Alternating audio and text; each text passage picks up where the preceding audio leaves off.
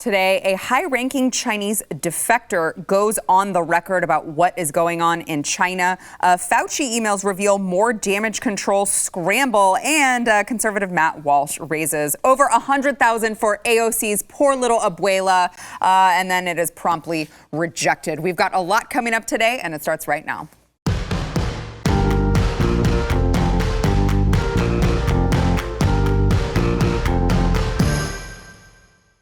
Happy Monday. Welcome to the news and why it matters. I'm Sarah Gonzalez. I feel like one of these days I'm going to say happy Monday, and it's not actually going to be Monday because I am just always stuck in Monday mode because that's just my life right now, but it is Monday. I'm not wrong today. I am joined today by Jason Buttrell, chief researcher of the Glenn Beck program, along with Eric July, BlazeTV contributor. Should be a good one. I specifically requested you, Jason. Dragged, kicking, and screaming. As you know, I called him and I was like, Jason, what do I need to do to bribe you to come on my show today? Because usually it's Wednesdays, but I really need you on today because I know that you're hot on all of the stuff that's going on in Wuhan. See, if the scheduler would have called, I just would have went and hit deny like that. Instead, I see Sarah G. So it shows up my thing. I'm like, crap. What does she want? I know she's not going to leave me alone if I hit decline, so I guess I'll answer it. All right, so let's get into all of these. There's several different stories that are kind of all culminating at the same time of what is going on with hindsight, finding out what was happening in Wuhan, what was happening in China, and what was happening on the home front while all those things were happening. So the Five Eyes Intelligence Alliance is apparently investigating the death of a top Chinese military scientist who died in spring of 2020. This was only several weeks after filing the first coronavirus patent. This was a scientist who had connections to the Wuhan Institute of Virology's Batwoman. And apparently this was, some experts are saying, proof that the Wuhan Institute of Virology was engaged in secret military activity. Jason, what do you know about this particular story? Because I read this and I'm like, this is not a coincidence. No, so they filed for this patent, I think, in February. Yeah. And if you can remember back, just the media over here, the media was saying that Trump saying we were going to have everyone was going to be able to get the virus starting, what he said in April of, in 2021. They were laughing, saying, ridiculous, ludicrous, the vaccine. Yeah. It's like, how ridiculous is all this? Well, they already had the vaccine ready to go. And this is just now coming out mysteriously as a lot of the leading academics in the entire world. So academics from, it's either, I think it was maybe Berkeley, the UK, Netherlands, they're saying that, okay, we're analyzing the coronavirus, and it's got an interesting injection, into the genome.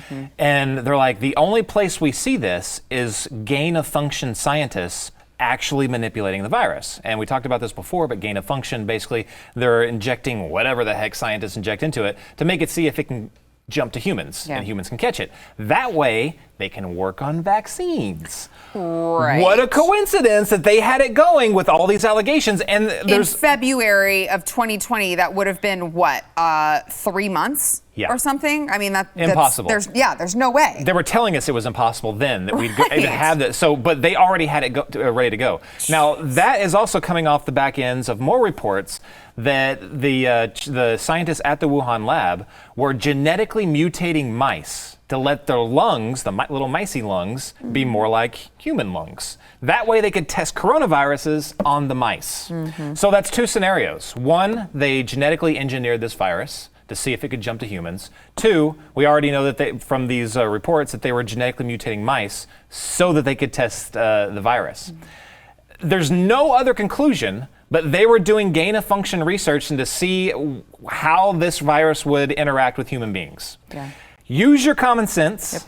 How are we supposed to believe that this came from some animal in this animal market, which, by the way, no animal in that market has tested positive for coronavirus? Right. So it came from the lab. I'm sorry, allegedly. Yeah. There's no other, I can't see any other answer to this. Well, I really can't. Last year you would have been labeled a conspiracy theorist. We could not say that today. Right. Today it's okay for you to maybe allege. Right. And that's the angle that I want to take, is you basically went through everything that needs to be gone through. But this is the danger of this concept of misinformation that people claim rather definitely with the social media sites, the corporate press. And what they do is they deem anything that is opposite or to the contrary, or even just mildly different from what the, let's say, would be the corporate press, the public experts, the government officials, and what it is that they say. And what they did was they stifled all sorts of conversation that was happening, even with surrounding Trump around that subject matter. You remember Trump tweeting that out in April about what happened in Wuhan, or what he felt like, you know, he had evidence, at least something of it. And they shut that down immediately. They would take people down in the event that they would talk about it, like on forms of social media and YouTube and all this other stuff. And now, of course, it's appropriate, but that's more of my frustration for those people who look at terms like medical misinformation, and they think that that is an objectively good thing for, let's say, social media, or even when it comes to the corporate press. It's more they just demonize anybody that says anything contrary to what the public health experts say. The way that they approach it is a very dangerous way to approach it, because we need to have those conversations for reasons like that. Just because they said it does not mean that it's true, or just because they were coming out with all the experts said there's no way that this could have been either manufactured by humans, or that came from a lab, or anything like that. They continue to say that despite people were talking amongst it, whether it be with these even fellow experts were like, okay, something is questionable about this virus. We should at least have some sort of open dialogue. So for those that, I hope that if anything else, America's looking at that, not just of what happened, but look at how the corporate press and the public experts and everybody, how they tried to demonize anybody that said anything opposite of them. And now we're way after the fact, and now we can start finally having this conversation. It's like we probably would have nipped this in the bud if you would just allow us to at least have the dialogue. It's interesting, Eric. July is over here suggesting that, like, the government has ever lied to us. Always. That's the most hilarious thing I've ever heard, Eric. The government would never lie to us. Never. Jason, go ahead. And then on I that want to get point, into this next one. and it's a very good point, but it reminded me of a show we did right after this came out. I think we actually titled it Event 201. Yeah. And Event 201 was that basically it was a coronavirus war game several months before this actually, we didn't even heard about coronavirus. Yep. And they had leaders from all over the world, supply chain, all this stuff. Interesting enough in that, little side note, they all said that lockdowns are not a good thing. In that, but somehow something changed their mind after that. But they also said there needs to be a centralized control of the distribution of information. Yep. And they were like, yeah, there's going to be all these conspiracy theories coming out, all this stuff. So they had members of the mainstream media, social media, all this stuff, and they all agreed collectively right there. They said that, well, the WHO and the people affiliated with the WHO need to be the centralized point of information. And I just kind of blew past that at the moment, but it created what you were just describing, this authoritarian stranglehold on information, where you were not allowed to ask questions. That is not healthy, and that's something that we all need to take for a big lesson on this, because this will probably happen again. Yeah. But no, there should not be one single force of nature on the distribution of information. Right. We should be allowed to ask these questions. So within sort of that same vein, a person believed to be among the highest ranking defectors ever to the United States from the People's Republic of China has been working with the Defense Intelligence Agency for months. This is according to sources inside the intelligence community. And the defector has direct knowledge of special weapons programs in China, including bioweapons programs. This is clarified by, let's see, there was reporting by journalist Adam Housley, which was later backed up by Red State as well, who had direct information from these sources. Here are Adam's tweets.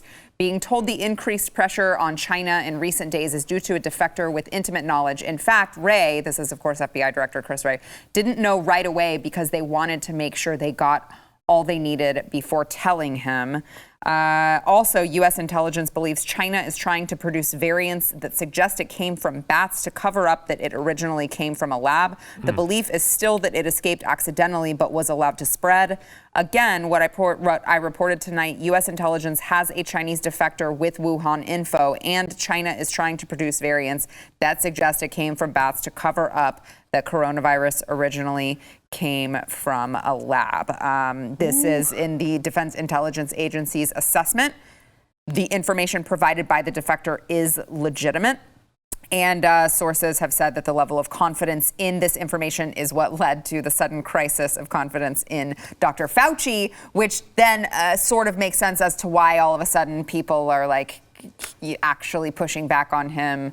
And all of a sudden the CDC is updating its guidance. And, oh, wait a second, we just told you 2 weeks ago that you couldn't be too safe with the masks and you had to wear them forever. And now all of a sudden, if you're vaccinated, you can take it off. So, Jason, what do you know about this one? This is huge. This is huge and a lot to unpack there. For one, this immediately kicks off the warning bells in my mind that, so Biden shut down the public investigation that was happening at the State Department into the origins of this. So, but at the same time, after he shut that down, he directed it to the intelligence community. And a lot of people in the mainstream media were applauding this. Like, see, he's taking this seriously. But I find a big issue when he is throwing this behind top secret levels so that the public never needs to know about what they come across, like what they actually find out. Really? You're trusting the CIA? Organizations like that to not let this get out, not to, here you go, Mr. President, here, Well, no, they have their deep state president now, so they probably won't leave. That's very true. Wait a minute. That's very true.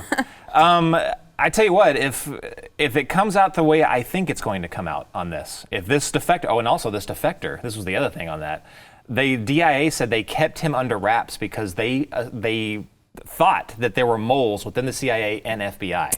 That's in that report, which that's almost sounds even worse. Moles that were reporting to China on these things.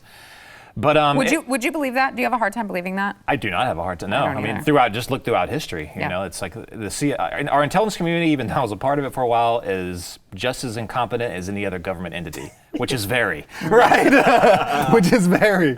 If this is true, and that one journalist, something Housley, Adam, he also said that he's hearing that India confirms this, that also agrees that this was deliberate, that it was engineered, leaked accidentally, but allowed to spread. That's a nuclear nation right on China's back door. This could rapidly escalate out of control. Rapidly. That's bad. And India is getting pummeled right now. So this is a very big allegation. I will caveat that with saying there are multiple people saying this that back up this reporting. But the media, I don't care where they're from, they have kind of this propensity to kind of corroborate each other's same sources. So we need to take a step back and wait for this to develop, but huge if true. Yeah, Aaron. It's going to be interesting to see how that develops, and I guess my eyes will be on again, like I was mentioning earlier, the corporate press and how they will sort of, how they will feel this or how they will rather present this to us. Because as it has been, as of lately, has been anybody that even mildly suggests that this was any form, shape or form man-made, let's say that, when it comes to this virus, and whether it be it leaked out or whether they did it deliberately, it's like it got shut down just like that. So, but in doing so, and this is what makes it interesting and why they'll probably talk around it anyway, because in doing though, they would have to concede that Trump was at least mildly correct when he first was mentioning this earlier on when the pandemic, rather when it hit America. And I just don't think that they're ready to do that. How do they report on it? I really don't know how they would. Exactly. Like, sorry, they'll never say sorry we were wrong. No, not at all. All right, we've got actually more to get into there, specifically Dr. Fauci's emails and the damage control scramble that he was engaged in. First, we want to thank our sponsor, Omega XL. If you are living in constant pain, what you don't realize is the underlying cause is probably inflammation, and you're going to have to actually treat the inflammation or else it can cause permanent damage. You don't want that, all right? Omega XL is backed by 35 years of clinical research, and it attacks the inflammation. It attacks the root cause of your pain. It's not just going to be like a pain reliever or a topical rub that's just going to mask the problem for maybe 10 or 15 minutes, and then you're like, oh crap, I'm in pain again. Omega XL neutralizes that inflammation that is causing your painful, stiff joints and muscles. It is a powerful essential fatty acid combination from the waters of New Zealand, which, if you are unlike me and you are not a conservative hippie, you listen to that and you're like, that doesn't work. It's all natural. Oh, but it does. And our very own Pat Gray actually had a really bad experience with his elbow. He could not even lift his arm. He was in so much pain. He started taking Omega XL, and within a week, he felt much better. Within 2 weeks, it was totally gone. So if you are living in pain, don't live like that. Go to Omega XL, order a second bottle. Order Omega XL now. Get a second bottle for free at omegaxl.com/news. It is only at omegaxl.com/news. In January 2020, when the WHO insisted that COVID-19 was not transmissible between humans, Dr. Anthony Fauci said the risk to the American public was low for the virus. The officials at the National Institutes of Health were scrambling to perform damage control after a controversial and, by the way, now withdrawn study suggested that there were the HIV-like insertions included in SARS-CoV-2. Now, this was in reference to the Zero Hedge article that Dr. Fauci mentioned, I think it was several times in his emails. Is that correct, Jason? Can you give us a little more information about this? At least once. So they're referencing back to an article, I think it was in Science magazine or something like that. And that was exploring all the different, just tracking where it actually came from. But they mentioned a couple people, including people that were a part of Fauci's, I don't know if he was part of his team, but definitely part of his circle. And they also were heavy receivers of NIH funding as well. But they were talking about it. Many of them were quoted in that article. And it eventually made it back to Fauci. And then Fauci, let's see, the paper, who is this from?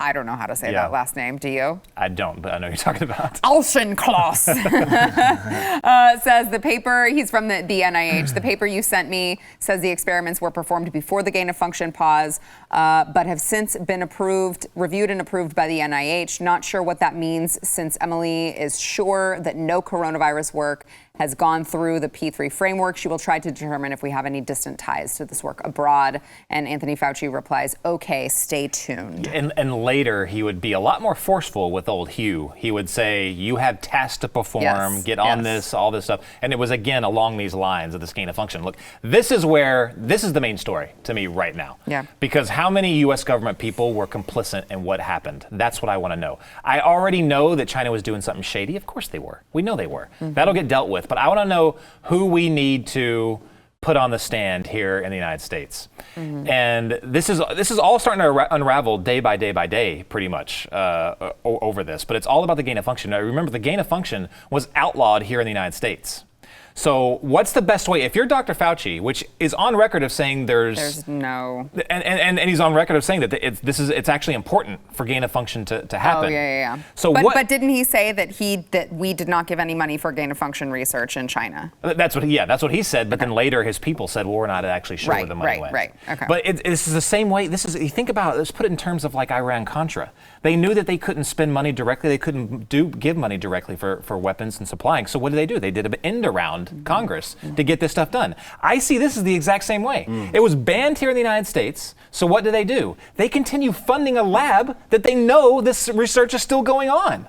It just happens to be in China, who we know we can trust wholeheartedly. So great job, guys. So now you have his guys that are saying, whoa, we need to make sure that we're not tied to this. Right. I think they knew they were tied to this. Yeah. I see no other possible explanation. They knew they were tied to it. They just wanted to see if they were tied to it. Right. Publicly tied to it. Come back to us. Right, exactly. We know we were there. But that's politics. I mean, you can look at that for several different issues where it's not going to be direct. It has to be indirect. If they want to get something done, they'll make sure it gets done. I mean, and like you just mentioned, it's like, do we want this to be tied back to us? And you're right. That's the story. There's more of these emails. Because how many of them? It was like 3,000 in the FOIA requests. I mean, it was a bunch of them. And each day I'm seeing new stuff that I didn't cover like the day before that people are still kind of going through. And it's like, okay, this leads to that, or this email makes more sense rather in this context that he knew this and this.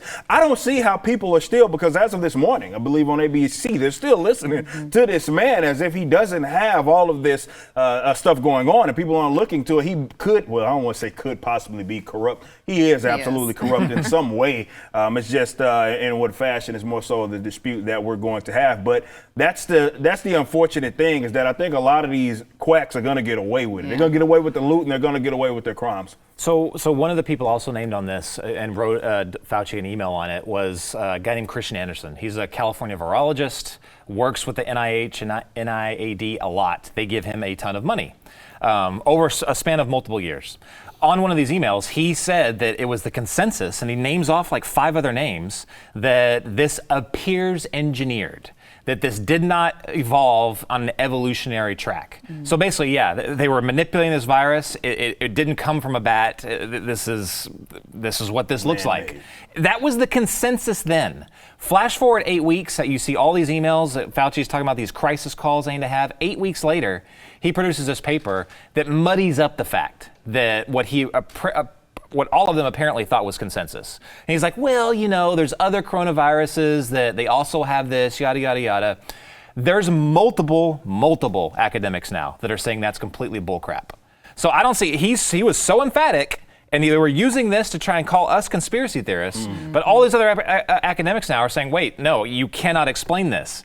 The only way is if you somehow believe that over a long evolutionary time that this bat somehow received this same injection that those scientists use for gain-of-function acceleration, which could happen, but I think one guy said it's 1 in like 16 million or something like that. Okay, that's interesting. Now, I want to go a little bit further. Right. Just a few months after that, I think like 2 months after he changes his mind, he receives the first sum of about $2 million in a brand new grant from the NIH. Interesting. NIAID. Brand new. I'm sure that's coincidence. Complete coincidence. But it's not only that, that's spread out over 5 years. So this guy is getting about $2 million, but he's getting around $10 million. Wonderful. And he just now changes his mind. Now, people called him out on that. I think this began yesterday or the day before yesterday. People started calling him out on that. They also started noticing that the tweets that they were referencing, the stuff he was saying, started disappearing. 5,000 tweets disappeared. 5,000. And he said, it's just auto-delete. Well, they called him out on that again. And they said, then why is it just starting on this specific date, going back when you started talking about this? What did he do next? Deleted his whole dang Twitter account. It's gone. That's not sketchy at Blue all. check. No, it's gone. Interesting. These guys are going down, allegedly. They're going down allegedly, and I think it's going to happen pretty soon. And they're all freaking out, and that's why everyone is starting to change their tune on this. How comfortable are you, Eric? Let me give you the last word before we have to go to break. How comfortable are you in the Biden administration, of all administrations, handling all of this? Oh, you can't be. No, I trust them with everything. I mean, especially with China. Yeah. They're going to be really tough on them. Especially with China. He might want to check with Hunter first and be tough. Well, and make sure he's not tied to anything. Maybe that's what they're going to do, to make sure that he's not tied. Look, I like that we're starting to see a lot more academics, speaking to your point, because it's not just with that. We've seen retraction of several different studies, even with the mask stuff. Even with Fauci on the mask, Jay Buttigieg was on Fox the other day. I believe it was over the weekend. Even talking about that and how his change of tone, it's like ascientific. It doesn't make sense. His explanation doesn't make sense when the man says one thing and then something is like, and it all seems to be centered around February 2020, where something just up and changed. Or toward the latter half into the beginning of March, where something changed, and then his position changed, and we're just supposed to accept it like, well, the science, he just came across new information, and this is why his position is like this. Like, that's not how it works. How does someone just either forget or ignore up until then 80 years? I'll give him credit. Maybe, he's in 60 years of however long he had been in medical school, how much he knew about these types of illnesses, or rather respiratory viruses. I'm not trying to hear any of that. But again, I think he's going to end up getting away with it. They're going to grill him only to a certain extent. And unfortunately, he's going to get away not only with the loot, but with his crimes, because under his advisory, we got all of the lockdowns. I think people lose sight of all of that. This all started kind of with him. No, he doesn't necessarily work with CDC, but you get what I'm saying. Yeah. He was locked in stock with it. And he's going to get away with it. All of that, not just the unemployment, suicides, he's going to get away with all of that, because I think we're going to be maybe hyper-emphasizing what happened in China, not understanding these criminals that are in our own backyard lied to the American public, for basically a year and some change, and we're going to allow them to get away with it. Yeah. That's the sad thing. It really is. Thank you for that dose of optimism, Eric July. Right? Right, we got to take a break. First, we want to thank our sponsor, Omaha Steaks. God, it is a Monday. I can't think, I can't speak, and it's rainy here. But it is actually summer, despite the weather outside. And by the way, Father's Day is around the corner. So if you want to get your dad something awesome that he's going to love and also you're going to love because you get to reap the benefits too, you got to go to Omaha Steaks. It is omahasteaks.com. Type Y in the search bar on their page and you can order your dad the Get Out and Grill assortment. Right now, this package is 59% off. It's got 20 entrees. He will love them. They've got burgers, they've got chicken breasts, they've got a bunch of different sides, desserts that are delicious. They've got 4 10-ounce butcher's cut New York strips that are aged 30 days, so they're going to be very, very tender. Plus, you're going to get 4 free New York strip burgers with the order. It is selling out fast. You don't want to miss out, all right? It's going to be the best steak of your life, guaranteed. Our family loves Omaha Steaks. My son begs for these burgers. He begs for them. Everyone has been loving all of the entrees that we've been eating, all the sides. It is delicious. So you can give it to Dad for Father's Day and be like, Happy Father's Day, Dad. Now go out there and make it for all of us so I can eat it too. Go to omahasteaks.com, type in the keyword Y, that's WHY, and order Dad the Get Out and Grill assortment. It is omahasteaks.com, keyword Y. Senator Joe Manchin of West Virginia, he is in hot water with the Democrats once again because he revealed his opposition to the For the People Act, which is, of course, their federal election reform bill. It passed the House in March, in case you guys have forgotten, with 0 Republican support. By the way, 1 Democrat also voted against the bill. That's how bad it is. When a Democrat in the House is voting against it, but it would force states to allow mail-in voting, establish an independent commission to redraw congressional districts. A whole bunch of other things. You can't. Is it one of them? Like you can't. No voter ID. Right, you can't have a voter ID law. It basically federalizes elections, which is just slightly unconstitutional. But Joe Manchin, he published an essay in the Charleston Gazette-Mail explaining he will vote against the For the People Act because the bill has been advanced through partisan channels. He said, we are now witnessing that the fundamental right to vote has itself become overly politicized. Today's debate about how to best protect our right to vote and hold elections is not about finding common ground, but seeking partisan advantage. Whether it is state laws that seek to needlessly restrict voting or politicians who ignore the need to secure our elections, partisan policymaking won't instill confidence in our democracy. It will destroy it.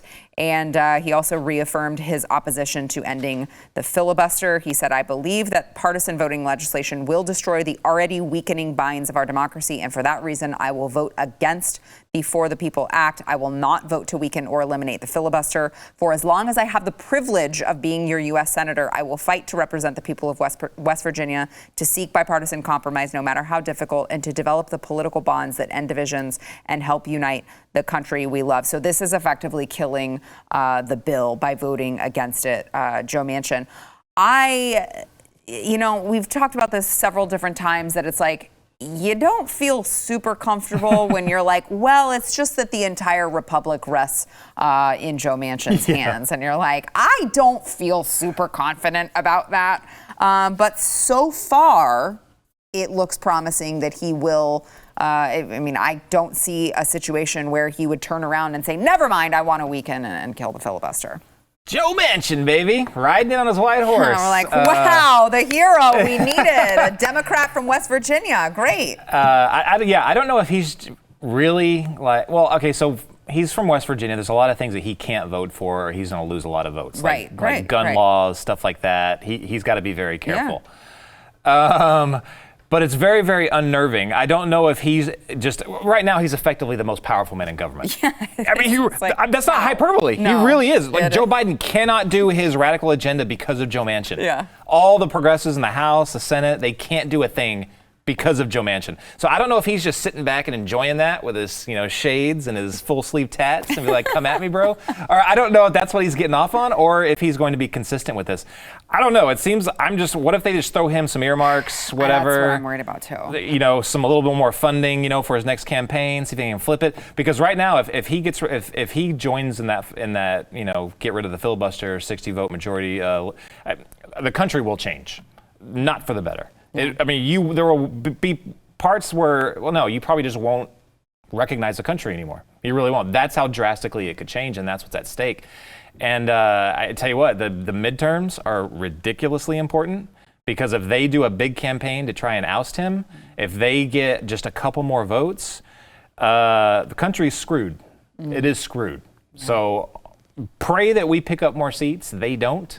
Or this is going to get very, very bad. More optimism on this show this time from Jason Buttrell. Eric, your thoughts? I just think, I don't know, the more we talk about this, the more it's just a crazy conversation for me to sit here and watch politicians talk about basically them, which I consider them the criminal class when it comes to the United States of America. I'm not joking. I'm not speaking in hyperbole when I say this. I hate Congress, and they've made it abundantly clear that they hate me. But how they just discuss things, which is kind of a little more of a side note from all of that, which I get it. I can understand the argument that is being made there. But when or rather him, he speaks as if, and that should scare anybody, as if, okay, well, if these criminals vote or support this, then that destroys you all. Like, am I the only one that doesn't see that or the only one that does rather see that as a problem, right? Mm-hmm. Right? That's a fundamental issue, and that doesn't matter who is really saying it.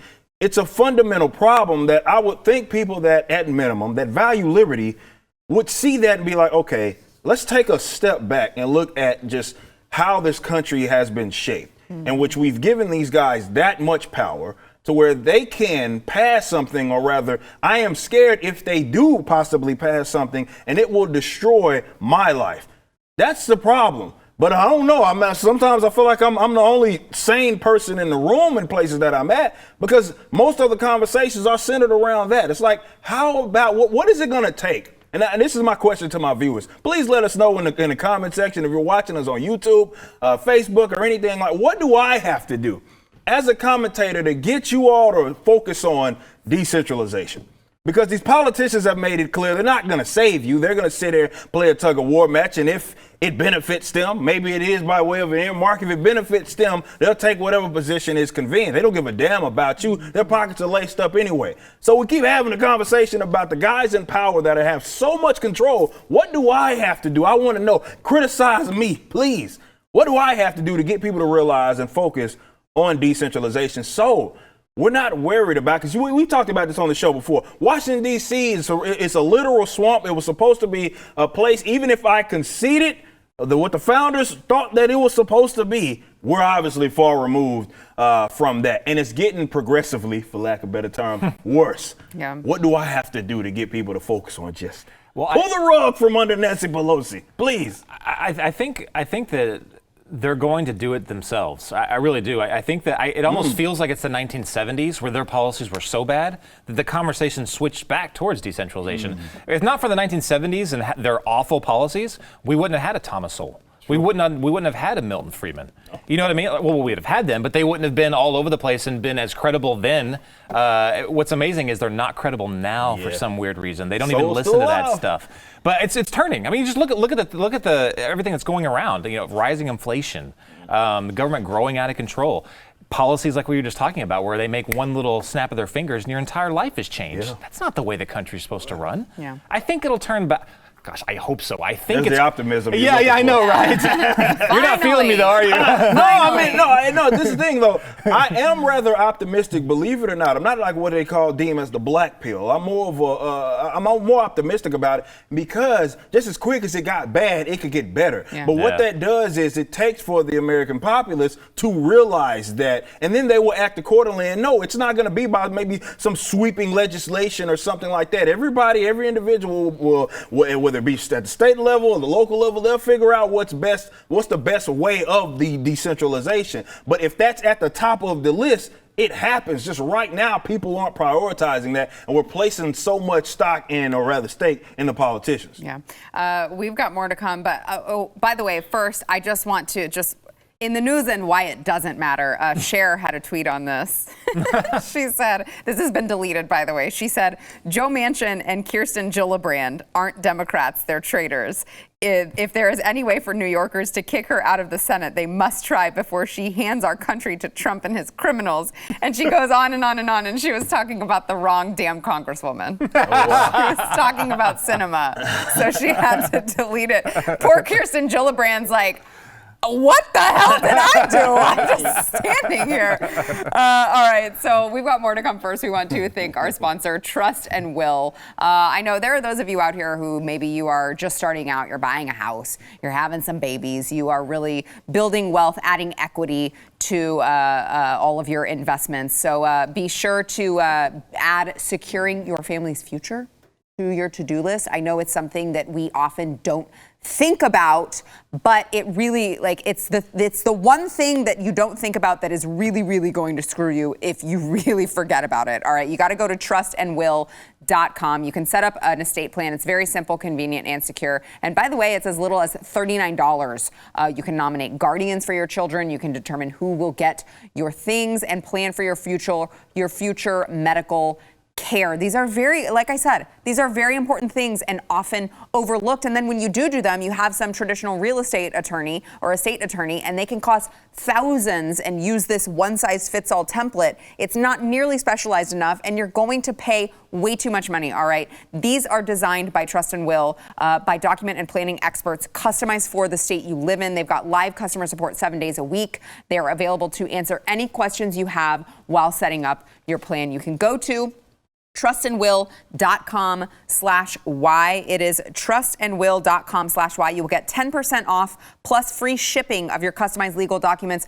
Do not be without these, okay? You've got to make sure that your family is secured at trustandwill.com/Y.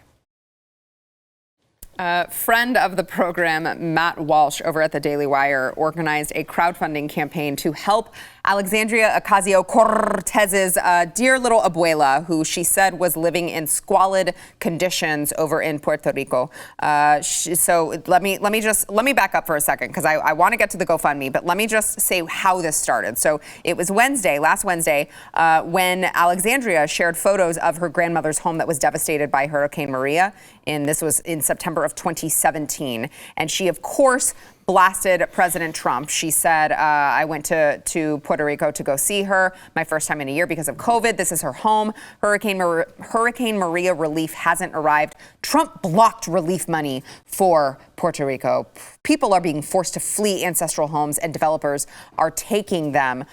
This is, of course, after President Trump, it was shown the water bottles on the tarmac, it was all brought there. Unfortunately, the local government there did a horrible job of arranging that and divvying it out. So Matt Walsh took it upon himself. He said that he wanted to show AOC that people in America, we can use charity, right? People in America will donate to people who are in need, and we don't need the government to, go ahead and decide how people's money are spent. So he actually ended up, he raised over $100,000 for her abuela, which you would think was a really, really positive end to the story. But unfortunately, he also updated, Matt Walsh did, that someone in AOC's abuela's family told GoFundMe that she will not take the money, even though AOC previously claimed that her grandmother was in dire straits, and of course it was Trump's fault.